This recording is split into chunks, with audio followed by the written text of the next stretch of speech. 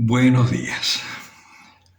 Hoy miércoles seguimos con Marcos, el capítulo primero, pero los versículos 29 al 39.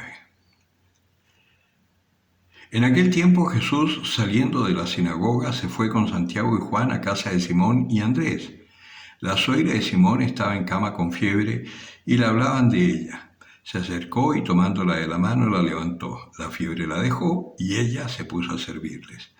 Al atardecer, a la puesta del sol, le trajeron todos los enfermos y endemoniados. La ciudad entera estaba agolpada a la puerta. Jesús curó a muchos que se encontraban mal de diversas enfermedades y expulsó muchos demonios. Y no dejaba hablar a los demonios, pues le conocían.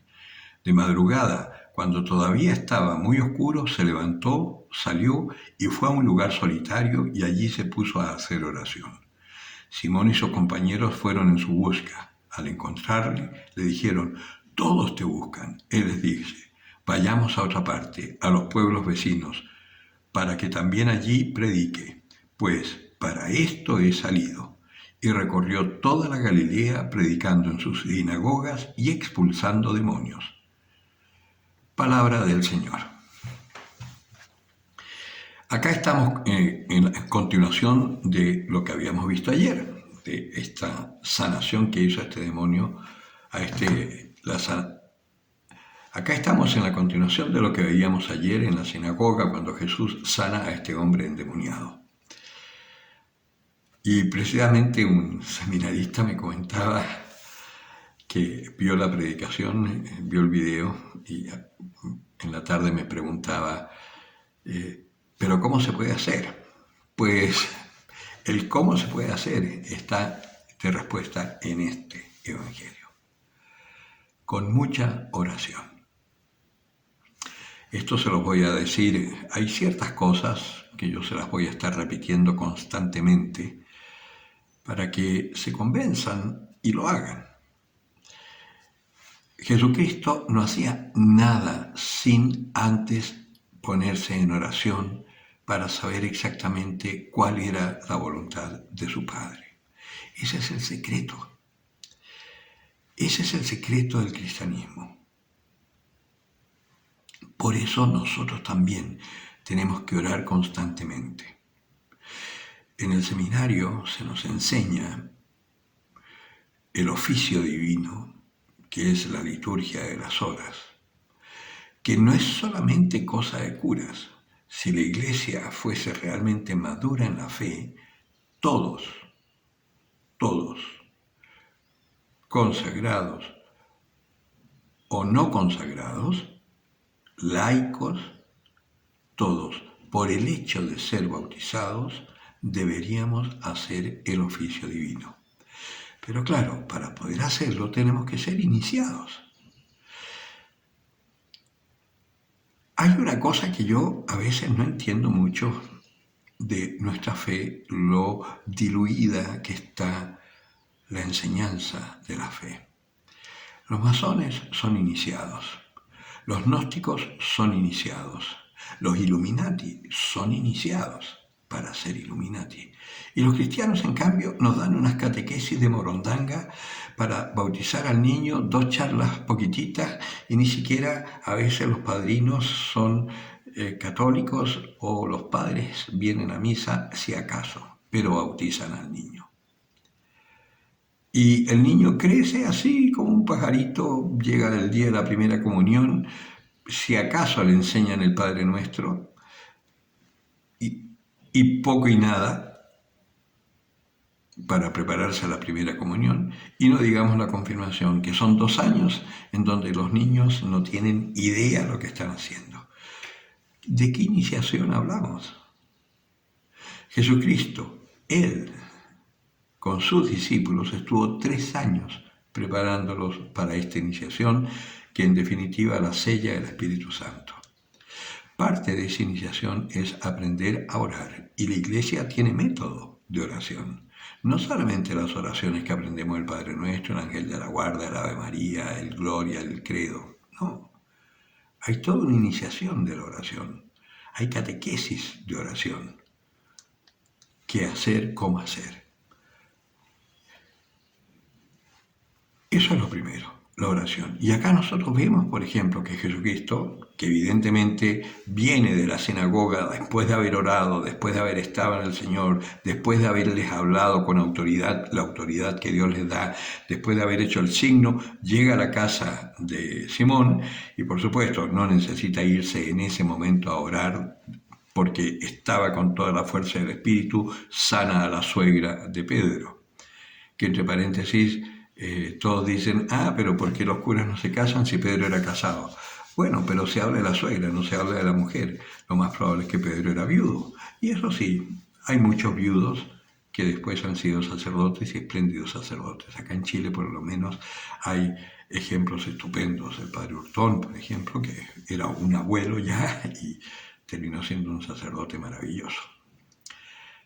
Carlos Hodgson, otro sacerdote espléndido. Pues bien, después de haber hecho este gesto y de haber sanado a la suegra que le servía y todo, Jesús, ¿qué hace? Como llega mucha gente y le traen enfermos y todo, parte a orar. Antes de hacer nada, parte a orar para saber qué tiene que hacer. ¿Y qué le dice el Padre? Vete a evangelizar, porque tienes que evangelizar en todo Galilea. Y eso es lo que hace. A veces pueden pensarse que falta de caridad, habiendo tanta gente esperando, Él se va. Pero es que quizás no era el momento. Y quizás la gente andaba buscando solo el milagrito, pero no querían encontrarse con Dios verdaderamente, que muchas veces nos pasa a nosotros eso mismo. Nos acercamos cuando estamos angustiados al Señor, que nos haga el milagrito, que nos sane el nieto, que nos cure el hijo, que nos dé el trabajo, que lo que sea. Le prendemos velita a Santa Bárbara para que no tiemble, a Santa Rita, la patrona de los imposibles, pero cuando se nos soluciona el problema que teníamos, ya nos olvidamos del Señor de nuevo. Y no se trata de eso. El Señor los milagros los hace para demostrar que Él es el Señor. Pero no son los milagros lo importante. Lo importante es que tú te encuentres con el Señor. Y ese sí que es un milagro. Que tú puedas ver la gloria de Dios en tu vida. Ese es el milagro mayor. Y eso es lo que te va a dar la fuerza para anunciarle a otros el amor de Dios y que ellos también se den cuenta que su vida es un milagro y que Dios está con ellos. Eso es lo que el mundo necesita. Saber que Dios está con nosotros, que no hay crisis mundial que pueda separarnos del amor de Dios, que no hay enfermedad que pueda separarnos del amor de Dios, que no hay contagio que pueda separarnos del amor de Dios, que no hay cesantía, que no hay nada que pueda separarnos del amor de Dios si estamos en Él.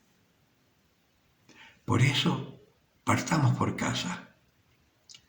Oremos, pidámosle a Dios que nos muestre, pidámosle a Dios que nos muestre cuál es nuestro camino. Y luego a la acción, a hacer lo que Dios nos dice.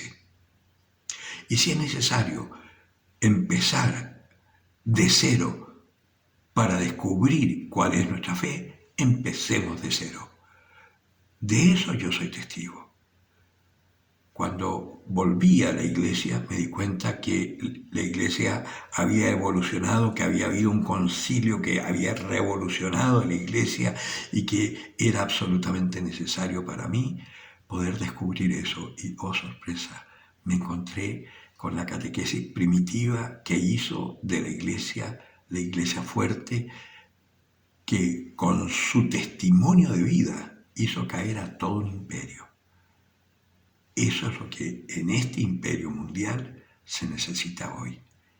Un pequeño grupo de fe adulta que anuncie el amor de Dios, que perdone a los que hacen mal, que expulse a los demonios que tienen tomada a la gente y que pueda surgir nuevamente el reino de Dios aquí en la tierra. Y esa es tu misión también.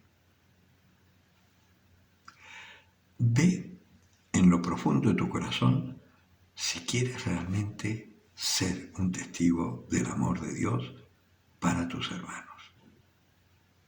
El que tenga oídos para oír, que oiga. Y si es así, el Señor te sanará, como a la suegra de Pedro, de todas tus dolencias, para que puedas ser testigo con hechos concretos del poder y del amor de Dios. El que tenga oídos para oír, que oiga.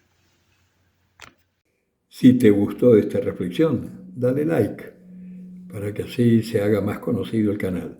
Si no te gustó, reza por mí para que lo haga mejor la próxima vez. Que Dios te bendiga.